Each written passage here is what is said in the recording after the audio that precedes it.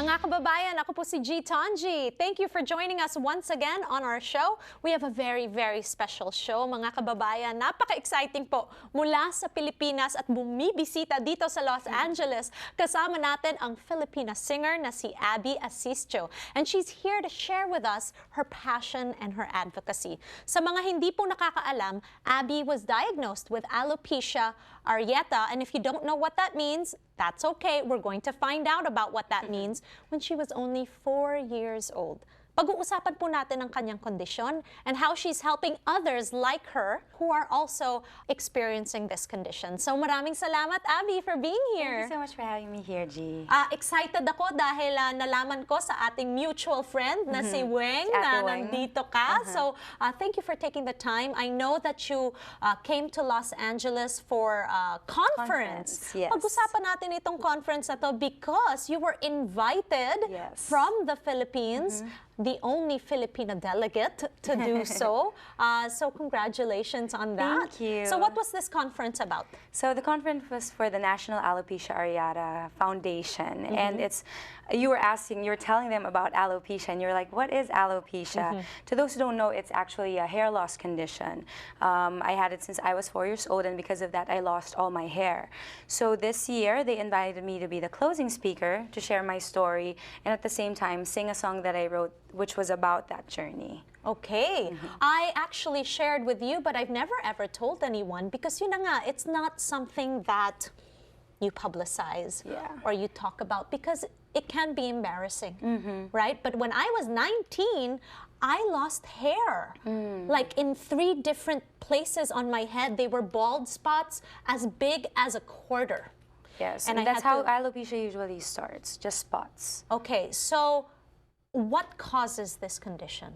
Well, for some people, I don't know, were you stressed at that time? I was 19. Oh, okay. But yes, I was stressed. I was stressed. an MTV VJ at the time working in Singapore. Yeah. So medyo stressful. So all the changes were stressful. Oo. Yeah, because for some people, it's stress related.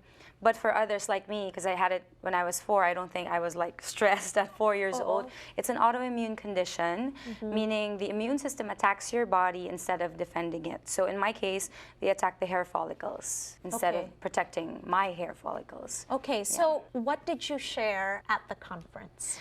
At the conference, I basically told them that the normal process of how it was to have alopecia, because some people would always dismiss it as something that's just for vanity or it's only physical. It's just hair. But it does. But yeah, it does affect you emotionally, it right? affects a person psychologically too. Emotionally, mentally. So I was basically telling them that, hello, I'm speaking in front of you, confident, but I had to go through all those negative things that went through, that had to do with having alopecia. So I grew up being bullied. I grew up being insecure. I mean, I was just blessed to have a great support system. My family and friends, they would never make me feel different. They would always encourage me. But it was a really tough journey to have that condition. Sa Pilipinas ka lumaki? Yes. Doon ka rin nag-aral? Doon din nag-aral. Okay. Based ako sa Pilipinas talaga. Okay, kala ko kanang-kana eh. O, di ba? Feeling lang. No naman.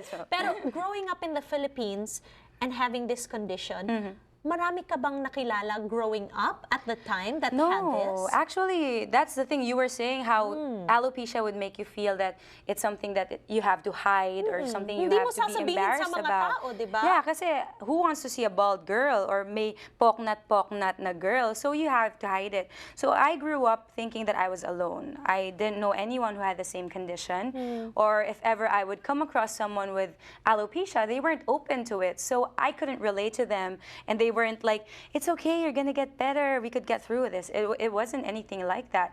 So basically, I grew up thinking, okay, I have this.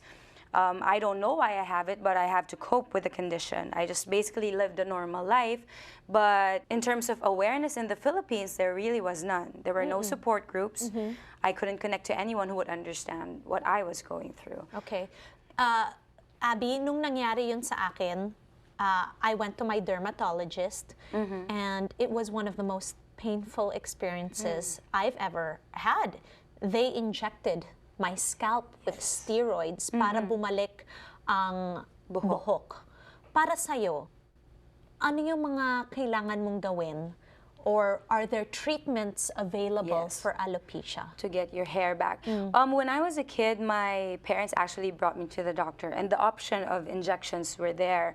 But since I was a kid, they knew, and the doctor told them how painful it was. Masakit, It was Ang sobra. sakit-sakit. As in, nakahawa ka dun sa ano, tapos nanginginig ka. Imagine, yung ulo mo, In the injection. And it's not just isa-isang isa, diba? follicle. Oh my Isa-isa, gosh. di ba? So talagang masakit. And it takes, parang hindi siya, okay, one bald spot, one injection. Hindi. It's a lot, and it's Right. really painful. So your parents and you decided not to do the Not shots? to do it. But they searched for other ways. I tried a chemical-based product which had a negative side effect on me. Nasunog yung skin ko. It got burned. They've tried everything from aloe vera to bringing me to the albulario, Oo, yung to faith healer, healers to diba? find out, but nothing was working. So for me, it was just a very frustrating and disappointing experience of hoping and hoping, but never actually getting my hair back. And so after a couple of years, after high school, I think it was college, I was like, okay, I'm done. I don't want to get treatment anymore, even if there were other options. I didn't want to go through the hoping and getting disappointed again. So I just wore my wigs. I just decided to feel comfortable with or without hair. Okay, interesting and so inspiring. Thank Kasama natin si Abby Asistio dito sa Kababayan Today. We'll be right back. We'll know more about her story.